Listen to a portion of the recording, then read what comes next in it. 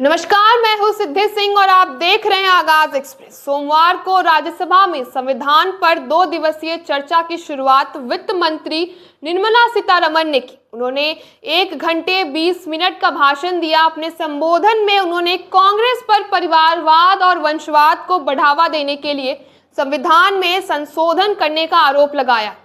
वित्त मंत्री ने कहा कि ये संशोधन लोकतंत्र को मजबूत करने के लिए नहीं बल्कि सत्ता में बैठे व्यक्तियों को उनके परिवार की रक्षा के उद्देश्य के लिए किए गए थे। निर्मला सीतारमण ने बताया कि 1950 में सुप्रीम कोर्ट ने कम्युनिस्ट पत्रिका क्रॉसरोड और आरएसएस की पत्रिका ऑर्गेनाइजर के पक्ष में फैसला दिया था।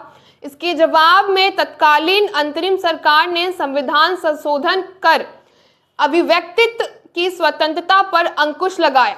उन्होंने कहा कि एक लोकतांत्रिक देश होने के बावजूद भारत ने अपनी पहली अंतरिम सरकार द्वारा अभिव्यक्तित्व की आजादी को सीमित करने वाला संविधान संशोधन देखा था। वित्त मंत्री ने 1949 की घटना का जिक्र करते हुए कहा कि कवि मजरूह सुल्तानपुरी और अभिनेता बलराज साहनी को उस समय जेल भेजा गया था। मजरूह सुल्तानपुरी ने मिल मजदूरों की एक बैठक में जवाहरलाल नेहरू के खिलाफ कविता सुनाई थी, जिसके कारण उन्हें जेल जाना पड़ा।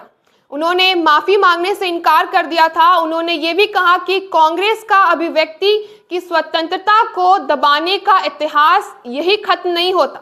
1975 में लिखी गई माइकल एडवाइस की पुस्तक नेहरू और फिल्म किस्सा कुर्सी का पर प्रतिबंध लगाया गया था, क्योंकि इनमें तत्कालीन प्रधानमंत्री इंदिरा गांधी और उनके बेटे पर सवाल उठाए गए थे।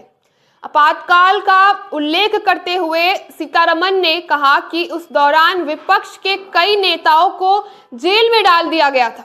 उन्होंने लालू यादव पर निशाना साधते हुए कहा कि कुछ राजनीतिक नेताओं ने आपातकाल की कड़वी यादें संजोने के लिए अपने बच्चों का नाम मीशा रखा और आज वे उन्हीं के साथ गठबंधन करने से संकोच नहीं करते हैं। लालू यादव ने अपनी बेटी का नाम मीशा रखा है, जो आपातकाल के दौरान लगाए गए मीशा कानून से प्रेरित है।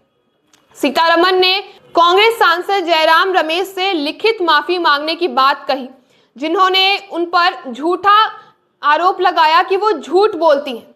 उन्होंने कहा कि मैं कभी झूठ नहीं बोलती और कांग्रेस के डीएनए में दूसरों पर झूठ का आरोप लगाना शामिल है।